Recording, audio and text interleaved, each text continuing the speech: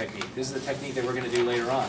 So as I take that vertebrae, the articular pillar and the transverse process, and I pull it, as I pull that up and I give it a little bit of some overpressure, am I able to elicit symptoms? Right? So as I'm going through any of this stuff, if I'm not producing symptoms from this, I give it a little bit of an extra, just like we do at extremity joints. If that doesn't hurt, give it a little extra. Right? So if I'm at end range, doesn't hurt, take my finger and I just give it a little extra. Okay, so that's overpressure. Counter pressure is a little more challenging, and we'll talk about that in a seated position here in a little bit. Okay? So overpressure is kind of your buddy. That's what's going to help you with being able to kind of identify those symptoms. All right, so the next one, are you taking stuff? Okay. The next one is down glide. Okay, so we did up glide. Down glide is a challenge because with down glide, here's the difference. Everybody do their little Fonzie thing, or wave to me with their thumb out. There we go. Okay. So what you're going to do is you're going to contact the articular pillar now with the second MCP, this area right here of your hand. Okay? So what's going to happen is you're going to create down glide, and you're going to assess down glide with the same hand. In some ways it's easier because you're only moving one thing. In some ways it's harder because you're pushing and assessing at the same time. Remember up glide, I'm moving, and then I'm feeling. With down glide, I'm going to move and feel at the same time. Okay? So I'm using that area right there. My hand is like this. I'm using that area second MCP. What I'm not doing is this. I'm not coming in the side of their neck and karate chopping them. Okay? Because that doesn't feel good. Here's what I'm doing. See my hands here? I want you to think about this. Dip. Right? I'm kind of like, I'm not here, but I'm like, dip. I'm like underneath. All right? So I'm actually trying to put that, not lateral, but on the kind of like the underside of the articular pillar. Okay?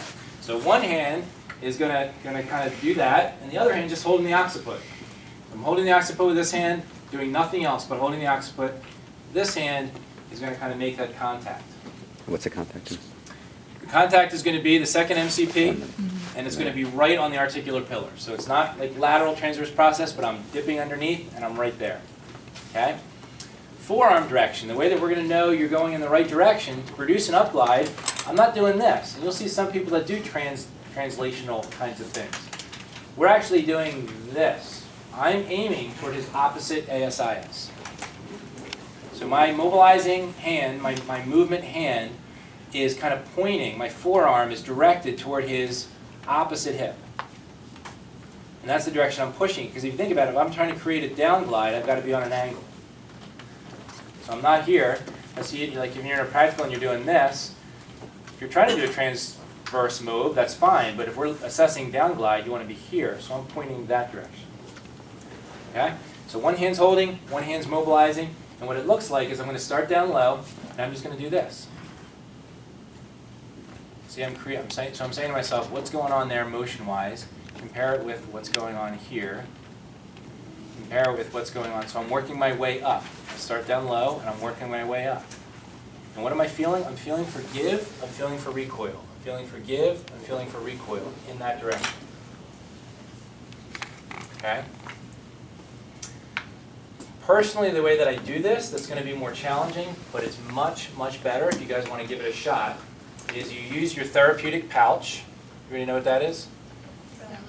Yeah, therapeutic pouch. So here you go. Right? Slide a little closer toward me. That's good.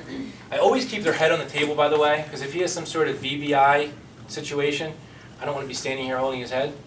Right? I always want him to be on the table. So personally, that's what I do. I always keep him level with the table, so he's never hanging off the edge of the table.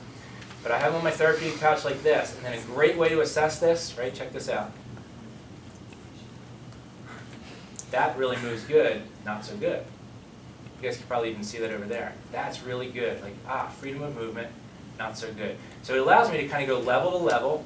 So I start low, check it, bump up the next level, check it, bump up the next level, check it. So it allows me to really kind of get level to level pretty quickly so I can compare. I can do side to side in the same way. So play with that. It's harder because you're doing two things at once. So try this maybe first, and then kind of get them in this position, and just, it's the same thing, same hand contacts, and you're pushing like this. Some sort of ninja thing.